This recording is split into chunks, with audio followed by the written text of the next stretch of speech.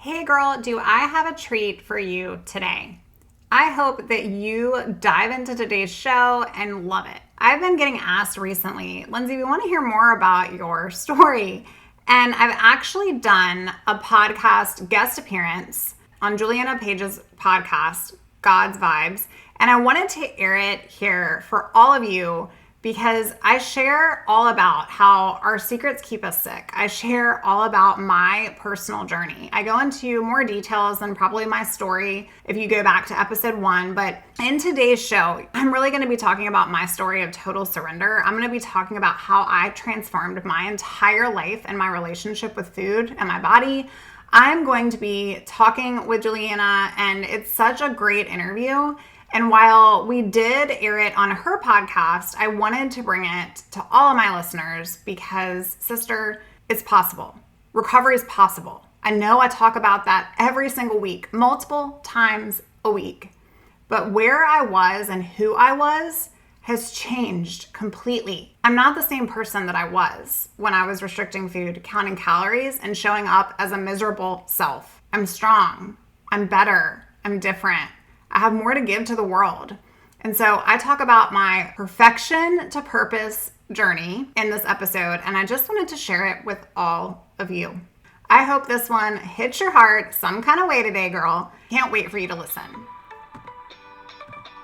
Hey girl, welcome to the Her Best Self podcast. I'm Lindsay Nickel, former competitive figure skater and perfectionist, turned God-led imperfect boy mom and digital CEO. If you find yourself constantly thinking about food and wondering if you'll wake up one day free from the obsessive thoughts and behaviors controlling your life, then I've created this podcast for you because I know exactly what it's like to be a downright hot mess trapped in a destructive cycle of disordered eating. I finally found freedom, and you can too, girlfriend. So if you're ready to heal your relationship with food and body and break the chains of control and show up in your best health, then grab your favorite Tarjay journal and let's get to it so you can start living your best life as your best self. What is good, God's Vibes? We've got a special guest today. I am so excited to welcome Lindsay to the podcast. Hi, Lindsay. Hi, thank you so much for having me. I'm so excited to be here today. It is so awesome to be in front of your listeners. I cannot wait. All that we do in today's show. Really excited. So good. God is going to show up. We just know it's happening. We're feeling it. We got the vibes. Yes, we got the vibes. God's taken over. So get ready, everyone. Lindsay, tell them a little bit about who you are. Yes. So my name is Lindsay Nickel. I'm a podcaster. I am an eating disorder recovery coach. I'm a boy mom. And yes, I'm a sports mom. We do all of the baseball over here. Oh my God. It is crazy on the weekends in my house for sure. Oh my God. But yeah, I help women really heal their relationship with their bodies and themselves so they can show up and live their very best life. Let's go. Oh my gosh. It's so necessary in this season. We're going to get into your full story, but first I want to hear about your God journey, your God story. Because I think when people hear this, it's a night and day difference between doing life by yourself and doing it with God, or especially when you struggle, which I think is every person under the sound of my voice, right? When you can give your struggle to God, or when you can see him show up in your life through a struggle, different. So tell us a little bit about your God journey. Yes, my God journey is definitely a journey. I grew up in I'm from Southern Virginia. I grew up in a really, I would say, like, very Christian background. And so my mom always had me, dressed to the nine at church on Sundays with her.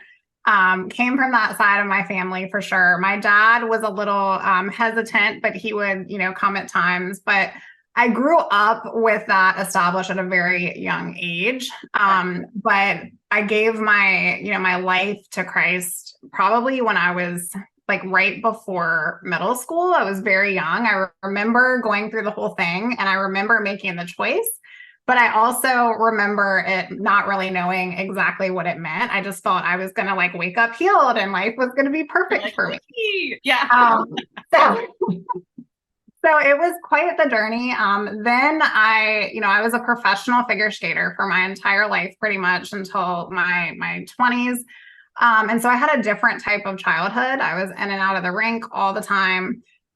church on Sundays. And, it was more of like, I need to be a good girl and I need to do what God wants of me in order to get all the good things in life and follow the rules. I was a rule follower, a perfectionist growing up. And then I kind of lost my way, I think, like around the high school time frame. I don't know, I got so pulled into skating that I stopped making the choices to go to church, stopped kind of being in that environment and doing things around those types of people. And so I remember thinking, I can do this by myself. I'm a winner. I can win by myself. I win by myself. And I've gotten myself here and I can do it by myself. And so that's kind of how I lived until the world came crashing down in my early 20s. And I was like, are you there? Do you care? Yeah. You're like, hey, God. Remember me? Yeah. Yeah, that's kind of my story. And then I found him again in my 20s. So I have not let him go since then. I will tell you that. Wow. Okay. So what was happening?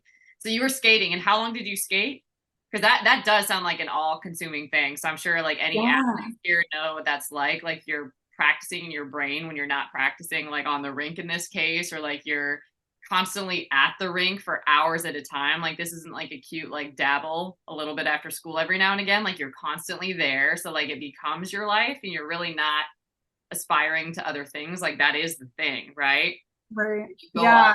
So how long did you do that? So I went to a birthday party, I think my friend's party when I was age 8. And I fell in love with it. I was like a dancer and I was like, oh my gosh, this is it. This is my thing. And my parents signed me up. I started skating. And then probably within the first year, I turned real quick. I had a private coach. I was in at 4 a.m. until school started. Often got exceptions to be late. And then I would leave after school ended, come straight to the rink and skate until like 7 o'clock at night. I lived in Lake Placid during the summer times that I could be, with a host family and train at the facility there. And it was all I did. Like if I wasn't at the rink, I was studying, or I was studying at the rink, waiting in between breaks to skate again. So it was every other weekend, out at different clubs, doing different competitions or taking tests, to increase performance, that sort of thing. But yeah. All I did. Then you did it to what age did you do it to? I stopped skating around, I want to say like 21. Okay. At the end, it was hard because I was battling what I was going through, with my eating disorder. So it was hard to keep up. And then I became a coach for a couple of years during that time, so I could kind of hold on to it without letting it go completely. Insane. So what was the transition that was happening in your 20s? Like the world was coming crashing down, and then that's how you never stopped letting go of God. Like what happened there? Yeah. So when I was 18, I auditioned for an international skating company. And I remember after the audition, the lady took me into like the back locker room and she was like, we love you. You are so in, but you've got to lose weight. Oh. And I'm telling you, like, I was rock solid, like total, like chiseled, like there was nothing I needed to lose, right? Like I was an athlete. There was nothing I needed to lose. Wow. And I don't know, at that point it was my mission to prove to her, just like I did everybody else, that I could do this thing and I could do the best. And that sent me down a spiral of anorexia, and I lost so much weight. Within 6 months, I was basically like organ failure. And at that moment was when I found God. I was in my bathroom floor and I said, if you're there and you care, I need you to save me from me, because I don't know how to do this anymore. Yeah. And he was like, get up. Like, you're my daughter. Like, it's going to be hard, but I got this. And I mean, he's been with me ever since, like crazy stories that I could tell you later about my life that we all have them, right? But like, yeah. It was like, you're not surrendering. Like you can surrender to me, but you're not going to surrender to this, soul sucking, debilitating disease taking over your life anymore. you don't have to be perfect. Like you're perfect because I said you were. Yeah. So it was definitely an experience for sure. Did he give you, I'm just curious, like in that season, did he give you like the specific things after that to start walking out? Like, okay, we're going to stop doing these things. We're going to start doing these things. Did he do something like that? Like give you a unique prescription, if you will? I think it was more of people. Okay.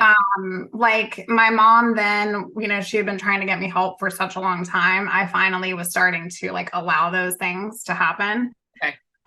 I went into like a gyno appointment and they diagnosed me. And of course, I'm so surprised, but in reality, like I knew what I was doing to myself. Yeah. And so there were just people along the way. And then, I did treatment and just so many different things and so many different people. And I just journaled every single day. And I still look at my journal to remember the journey. And it was so hard, but every day he was like, you just have to trust the process, that like your future is better than now. And I can't explain it, but you just have to put one foot in front of the other and do the opposite of what your mind is telling you to do. So that's just been like, that literally is how he got me out, was do the opposite of what your mind is telling you to do, because your mind has been hijacked. And like, I'm here to take it over. Like I got it from here. Yeah. Amazing. So how did that lead you into what you do today? Tell the folks a little bit about that. Yeah, well, because I'm stubborn and I was like, I'm just going to keep doing the me thing, but you're still here. Like, I'm a perfectionist, right? Like, I'm just going to keep me. Of course, I got my master's degree. I've got certifications on certifications and all the things. You found a different pursuit, basically. Yeah. And I just, wanted to be that success, that satisfaction, that, I'm the only child. It was always like number one. If you're not first, you're last. Like I used to hear that drilled into my head as a kid growing up. And so I just remember, wanting to help other people, but I went into healthcare. And so I don't know, long-winded, I'll get to the short version of this. He basically was like, Lindsay, like, stop helping diet culture, stop helping society, like stop breeding into what you do well, which is, how to lose weight. Like I know how to lose weight. I mean, I have a PhD in that. Yeah. But start helping the cause. Like, what is your testimony? Like, what have I saved you from? Like, what have you been recovered and redeemed through? That's what you need to be doing. And I just tell you, like, I kid you not, I had chills and I was like, okay, like I'm done playing over here, because everyone wants to tell you that that's where you're going to be successful. And I'm going to start going against society and going against the norm and going against what everyone else in culture wants us to believe is truth. And I'm going to start leaning into what he's called me to do. So that's kind of how I've gotten here. We call that a God download over here. It was like, a download. Like an undeniable thing that just takes over. You're like, okay, like I'm more afraid of what's going to happen if I say no to this than yes. Right. So you get this God download and you say yes, obviously. And what has happened because you said yes? You gave God your yes. How did he start showing up? Just in crazy, like miraculous ways. I mean, I started my podcast. I've been able to, be a top podcast, like literally in mental health across the globe. Over like 87 countries are listening, and I'm able to speak truth and light into women and just let them know that they're worthy. Like the number on a scale does not define who you are as a human. It's just your gravity point. It's just your gravity point. And so I've been able to do that. I've been able to just speak my truth, speak my voice for people out there that feel like they're in this secret. They're very isolated. They're in the struggle and they want what society wants for them. This image driven, photoshopped type culture that we live in. And there's so much more. And every one of us was made for a purpose. Yeah. And so now I feel like I'm living mine by being able to voice that. And so I literally have clients coming to me from Canada, just from like all over that I'm able to speak life into and really help them break free, like break the chains of what eating disorders can do. And so I know that that's where he's put me here. And so I tend to say it was like my perfection to purpose journey, because because it truly was like I had to go through all the in and outs of trying to be perfect to realize that like this is my purpose, is to help women feel heard and seen, and that you don't have to be perfect. Like you already are. He's created us with a purpose, and it's so much more than trying to be a size 00. Like it's so much more than that. So, right. Can you speak to those two things for folks that are listening? One, I personally believe our secrets and really our stories keep us sick. So speaking to secrets in general and like some of the crazy stuff that we keep secret, because I think we get under this lie that if we were to speak up, like our life would fall apart, or like people would somehow see us and then suddenly we would not have love, or we'd be rejected, or who knows, right? We come up with something. So speak to the secrets, and then also to what this perfectionism journey actually does, because that's like another lie that the enemy sells you, that if you just master this and get really good at this, then you'll access all of these things, which is the biggest lie that's out there. Like we talk about spirit driven success over here, because that is the new success. Right? yeah. And people are like, what is that? How does that look? I'm like, well, we tell you, right? We'll walk you through what that looks like, because it's actually principled. It's God. So that's a really beautiful thing. But talk about secrets and then talk about the lie of perfection. Speak to both of those things because you know them intimately. Yeah. So secrets. So I think that the most debilitating thing about an eating disorder is the secret that you're believing. And that is that you're unworthy. You're not enough, and you're a failure, and you're constantly concerned about what everyone else thinks of you, so much so that you're willing to do whatever it takes to prove to the world that you're the best. And that's what I did for so long. I mean, on a mission to lose 10 pounds, I lost so much more than 10 pounds. And I found myself it was never going to be enough. Like the secret was killing me, and it was controlling every single ounce of who I was as a being. And so I don't know, I just woke up from that realizing like people are taking their last breath, and I'm over here counting how many carbs and calories are in a kind bar. Yeah. Like, like it just was, one day it was too much, and it was so isolating. I had no one to go to. Yeah. I was so alone, and I felt like the secret just kept getting worse, because then I was trying to hide. Like I didn't want to eat around people. I didn't want to go out around people. I didn't want to work out around people. I didn't want to be around food. Like I was always thinking about food, what I could eat next, when I could eat it. Constantly trying to figure out how I could cut calories or avoid social functions. So it was, my identity became my eating disorder. And at that point, I knew like I had to break free from that. So that secret is it's a lie. It's a lie of the world, right? Is that we're supposed to be what everybody else wants us to be. Yes. The truth is we were created for a purpose, for our own purpose. And yes. Our body is our vessel. And if we're not honoring it as the temple that we should be, then, we're doing a huge disservice to our lives. So that's secrets. In terms of perfection, like the secrets that you said also, or you said them to God, kind of like you made them agreements, like your secrets became agreements. And I don't think that we recognize that covenant is powerful. Like what we say is actually what we receive, right? Your words are creating your world. So some of the things that you said is like, I got it. Basically like, I'm God, like I got this, like I'm a winner. I can make this happen. I can hold this up by myself, and like, watch you try. You try. Right. But that was like, these were things that you were telling yourself. So then you started living under the oppression of that, right? Like if I can't, because you knew inherently that you couldn't. You see what I'm saying? So like, there's this inside that's like, oh yeah, I can do this. But you're like, I can't do this. You know what I mean? Oh yeah. It's a total cluster. Cluster. Yeah. Yeah. It's such a lie. False evidence appearing real for sure too. Like fear, just being seen. Yeah. Caring so much about, and I think growing up, like, always needing to be first, like the fear of failure, to me, there was nothing worse than not being the best in the room in every single situation. What did you make it mean if you failed? I made it mean that I was a failure. Like I wore that on like armor, that I was a failure, and nothing I ever did, it was black or white, all or nothing. Like everything I had done that was good was wiped clean, because I need people to hear that, because that literally is a shame cycle, right? So like what you just said you, instead of like being like, oh yeah, that didn't go as well as I thought it might have, like, here's what I've learned for next time and I'm going to go apply it, right? Like, instead of it being a lesson, it became a shame cycle.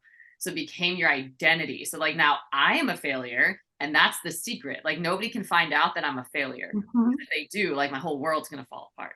So I have to like prove to everybody that I am significant, that I am valuable, that I'm a big deal, that I'm a winner, that I'm whatever, right? That I'm Mhm. excellent, that I'm always the one that's got it together. Meanwhile, on the inside, you don't.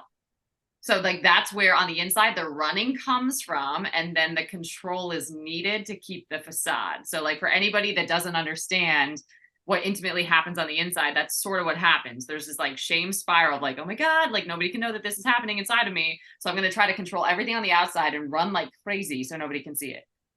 100%. And we just Right. need like a tool or something to like make that stop, because that's a lot of energy in your brain and your body. It's like constantly being in a stress cycle, Constantly on like being 500 in flight mode calories a your day. entire life. Yeah. Yeah. Like it constantly is. And I mean, and it's never, I think the realization is that what you're trying to achieve is not even possible. Like it's not even achievable. It's such a goal that you don't even know like what would that even look like. Like even at Right. my lowest, it was never going to be low enough. Like it never was going to matter. It was more of, what I was making it mean about me, which was that identity that you talked about. I mean, it's so spot on. And that's been majority of my life until God was like, no, no, no, no, no, no, no, you tried it your way. Yeah. Well, that, to your point, right? Like, that led to, so like the secret of I'm in control, I got it together, I'm a winner, like I'm not a failure, but I think actually that I am, right? Because it's like, there's the truth that you believe, which is the truth that you live. Doesn't mean that it's true from the word, but it's still the truth that you believe and what you live, right? So that was your secret, which led to your need to make sure that other people saw it, which, if I'm explaining it correctly, that's the perfectionism. Yes, that's it 100%. I mean, I think the difference between perfection and just being like a high achiever is that perfectionists, when they make a mistake, it's utter failure. Yeah. And they're just trying to control to clean up the mistake, and then that creates more feeling out of control, and so that spiral continues. Whereas if you can shift the perspective Mm. to I am a creature of excellence. Like I Yes. radiate excellence, right? That's where it doesn't become about me. It's a learning opportunity. We're going to face fears, like we're going to face failures, we're going to face all of these things that aren't working in our life. And so instead of looking at it like this happened to me, now the testimony is in turn, this happened for me. And it's creating that place of like, it's okay to have grace. It's okay to have compassion, right? Because when I realized that it just wasn't ever going to be attainable and that nothing was ever going to be good enough, it wasn't just my body and my eating, it was every single thing I touched, like my relationships, my expectations of other people, my expectations of myself in front of other people. Just so debilitating to where it wasn't going to be achievable. Yeah. And so the difference with that and, just shifting that energy, shifting that perspective, I won't say like I'm completely free, but I will say I have recovered from Yes. anorexia and I have recovered from perfection, because I have to check myself. My mind wants to go there constantly. But it really is just a journey of learning that, okay, this didn't work out like I wanted to. Great. That's data. Like, what happened, right? Like what didn't go well and what did I do that was excellent? And if I gave it my best, that's enough. Enough. Yeah.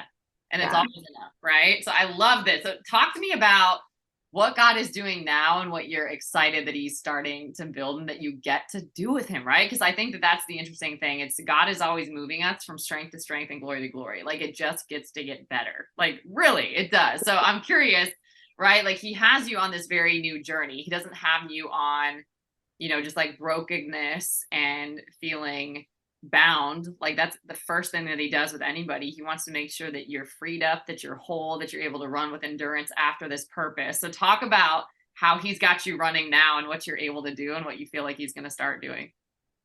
Yeah. So he just brings people into my path. Like he brings women into my path. And I will literally pray and I'll be like, God, whoever I'm supposed to speak to today, because I wanted to talk about something else on my show, but if you want me to talk about this, like we're good. And he literally, I will get something in my inbox and it'll be like, I needed to hear that message. Like you changed my life. I'm committed to this recovery journey.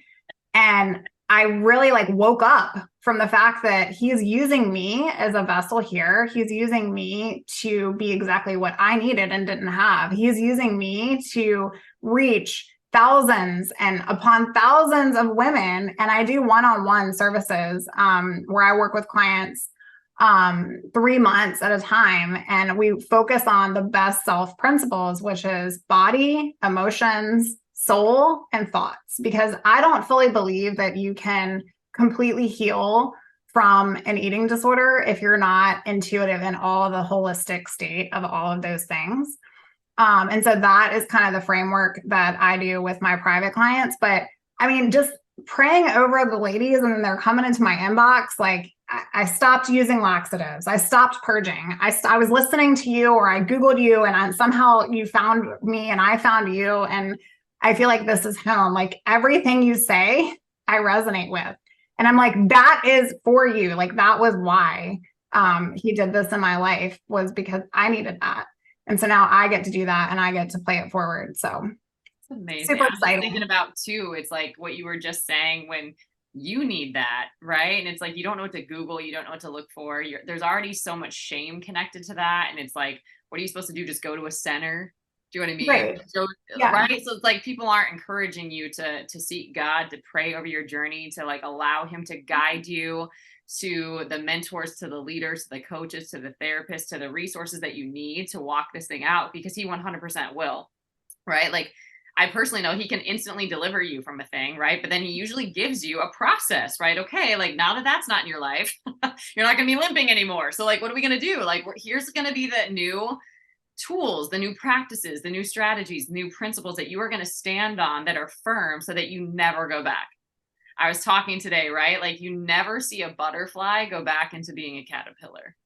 No, and they don't want to be one. It doesn't happen, right? Yes. You keep flying, you keep transforming, you keep going into like more and more with him. And that's the new journey. So it's like, it's not a fluke, right? Like when he delivers you, it's never a fluke. Like he's leading you into greater. He's leading you into those purposes that he has for your life. So I just love the thought of you meeting you, you that you are now, showing up in this 18-year-old's life, right? And knowing that now you get to be that person for every single woman out there that is looking for help and doesn't know it's possible, and that God will show up, right?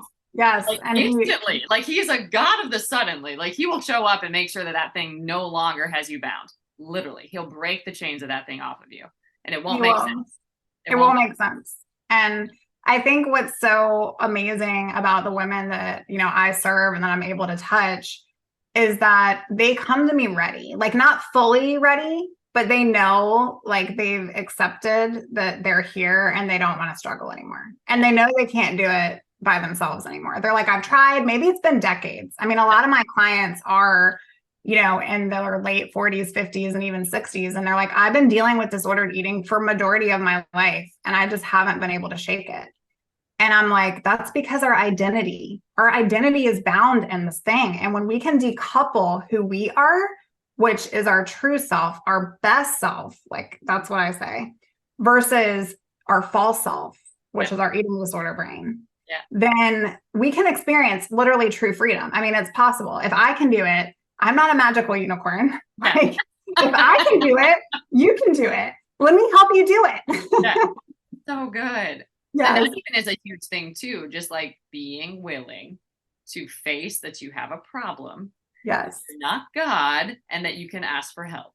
Yes. Because there was a long time. Yes. Yeah. There was a long time I wasn't willing. And so if I'm speaking to somebody today that's not willing, like, it's okay. Like, he's not done with you, sister. Like, you are going to get, like, you'll get willing right now. Maybe you're not. Yeah. But he will come. He will come. So that's kind of where it was for me. I wasn't willing for a very long time, and I needed somebody to pull that out and to hold me accountable and shake me and go like, stop doing this. And I knew I needed that, but I didn't know how. And Yeah. so that's now what I'm able to do. And it's so good. It's so good. I love to think about it because you're saying like they come ready, right? Like, and to me, it's the readiness is like recognizing what you've actually been starved for, what you've actually been hungry for. And it's love, it's acceptance, it's freedom, it's wholeness, it's creativity, it's expression, it's life beyond what you can think or imagine, right? It's joy. It's all of these things that you shut off and shut down to try to control how you showed up. And you were meant to be this wild being. You're not meant to be controlled, right? Like you are meant to be sort of like a special unicorn. You are. You're meant to be supernatural, right? You're meant to be unhindered in every sense of the word, right? You're meant to literally be free indeed in this experience right now, right? Like what would have come of me had I not believed in seeing the goodness of the Lord in the land of the living? I would have destroyed Yes. myself, right? Yes. Would have utterly destroyed myself. But it's like, but thank God that's not my story. And he's so good and he will meet me where I am. And the minute you are ready just to be done with it, watch him work. Watch him Yes. work. And fast though. It'll be crazy. He will literally accelerate out of the things that hindered you so fast. Yes. Yes. And I think too, like it's just important to know that, this space isn't talked about very freely, like even in the culture we live in now, right? It's very image driven. And so I think it's so important to just know that if anybody is listening and they find themselves in this place, that it's okay. Like there's freedoms possible, right? Like, and you don't have to be completely ready. You just have to make a choice to not stay where you are. That's what it was for me. Like make a choice to take one step further to do the next right thing. That's it. It's so good. I love. So I want to honor you before I ask you like a fun question, but I want to honor you because this is a very private struggle. It's a very secret struggle. And there's so much that you've had to surrender, to sacrifice, to break through to get to where you are today. So I just want to honor you and this journey that you've been on. It takes so much courage. And a lot of this is private and it's not celebrated. It's not clapped for. People don't see what's happening. And the way you show up to win over these struggles, win over these bondages has been insane. And just hearing your journey and how you've still been able to love people through learning how to love yourself. It's phenomenal. I'm so grateful for you, for what God is starting in your life and what he's going to allow you to express mightily, right? He's going to show up in and through you in mighty ways. And it's going to be so, so amazing. The people that you bring to what you're experiencing and living in now. And I'm so, so grateful for you. So thank you for fighting and showing up. It's profound.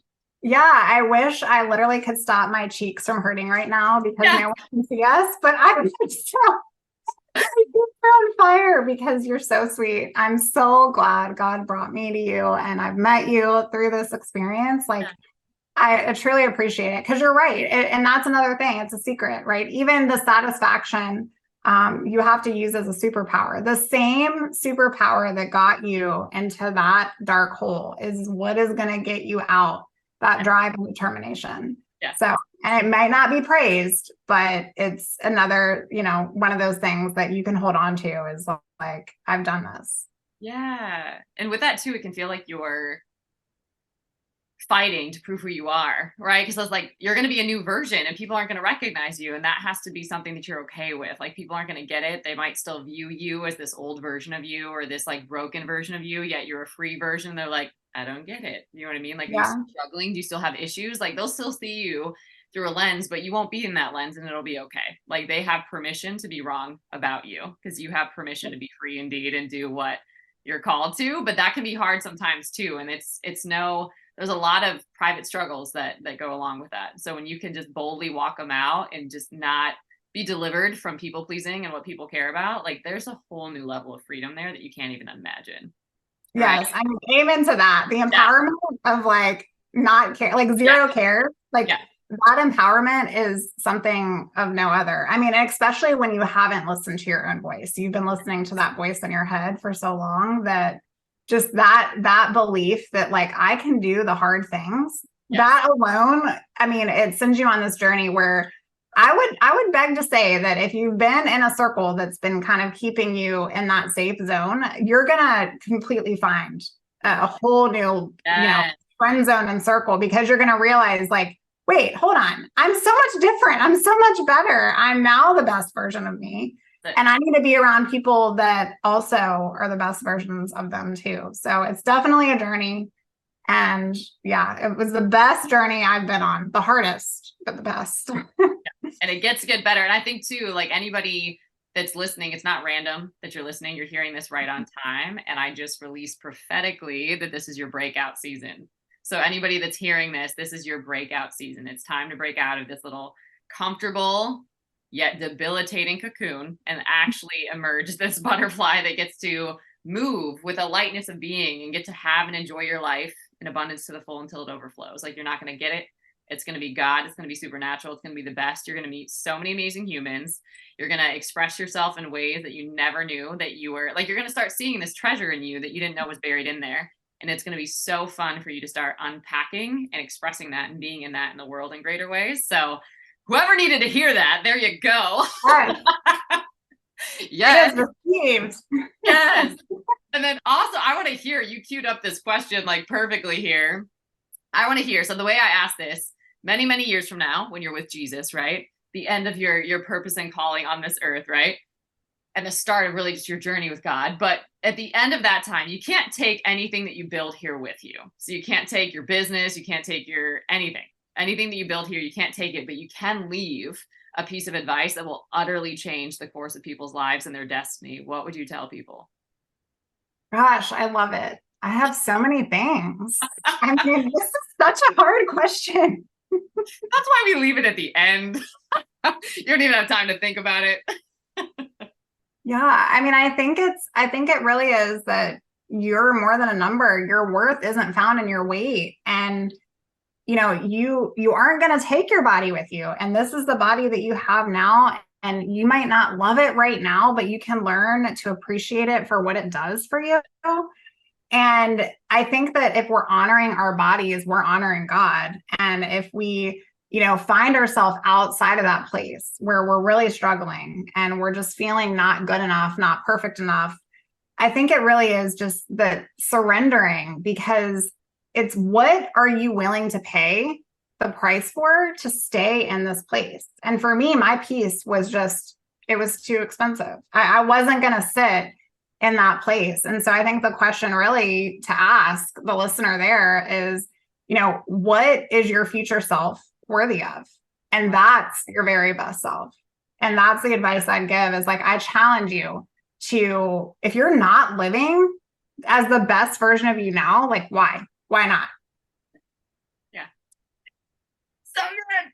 So good. So good. And then you get to go answer that with God. Yes. That's your new journey. That's your summoning into your future, right? Start answering that question. So good. I love it. How can folks connect with you? Yeah, I mean, the best place to find me is on my podcast, Her Best Self. You can also find me at lindsaynickel.com. And you'll find all of the goodies there. I've got some freebies out there for folks, but really it's the podcast. I mean, I pour my heart twice a week into the show. So if you're looking for some inspiration and you want to be new friends, I'd love to have you over there. But the podcast and lindsaynickel.com. Amazing. Well, thank you, Lindsay, so much for sharing on God's Vibes. I know that this is a timely word, a relevant word, exactly what people need to share and to hear. So thank you for generously giving of yourself to all these folks today. Yes, you're the best host. Thanks so much for having me. Thank you. Oh, friend, thank you so much for letting me share what was on my heart today. My hope for this podcast is to help more women find freedom from food and body. If this has empowered or blessed you, let me know. I'd be honored for your rating and review of my show, and I'd love to connect with you in my private Facebook community. You really can move from perfection to purpose. Let's break the chains together. I'll help navigate the way. Until next time, bye for now, girl.